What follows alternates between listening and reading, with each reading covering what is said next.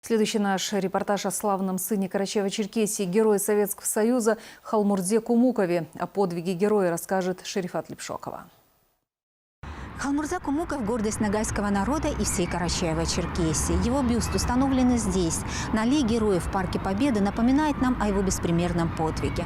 Он погиб, закрыв с собой амбразуру немецкого пулемета, но остался в вечности. Монумент на аллее Героев – один из нескольких установленных Халмурзе Кумукову в республике. Каждый год сюда приходят люди, чтобы отдать дань памяти погибшим в самой кровопролитной войне в истории человечества. Имя героя золотыми буквами вписано в летопись Карачаева-Черкесии. В августе 43-го у села Сухая Знаменка Харьковской области Украины он повторил подвиг Матросова, закрыв с собой амбразуру вражеского пулемета.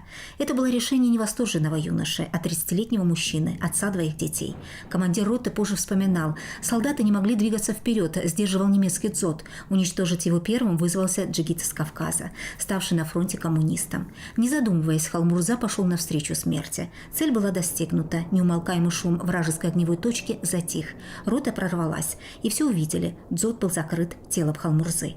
Директор республиканской библиотеки Салых Апчаев как никто знает об истории этого подвига. Будучи школьником в ауле Гюрюльдеук, он случайно в газете прочитал среди повторивших подвиг Матросова фамилию своего земляка.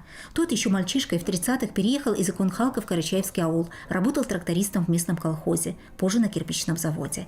Совсем юным Халмурза Кумуков женился на Шамшият Быттаевой. В семье росли двое детей, с которыми позже был дружен Салых Апчаев.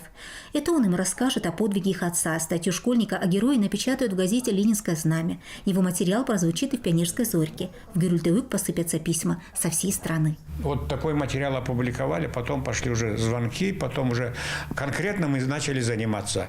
Приехал его командир роты стрелков из Украины, встретился с их родственниками, в том числе с женой, и меня пригласили тоже как вроде человека, который занимается этим делом. Я с ним разговаривал, очевидец, который видел его подвиг. Верный друг с обостренным чувством справедливости, не знавший усталости в работе, Халмурза славился в ауле своими шутками, был великолепным танцором. На фронте пел однополчанам ногайские и карачаевские песни. Его любили за доброту и храбрость. Но так ценивший жизнь, в нужный момент он без сомнения расстался с ней. Я разговаривал с теми, с кем он работал, я застал их.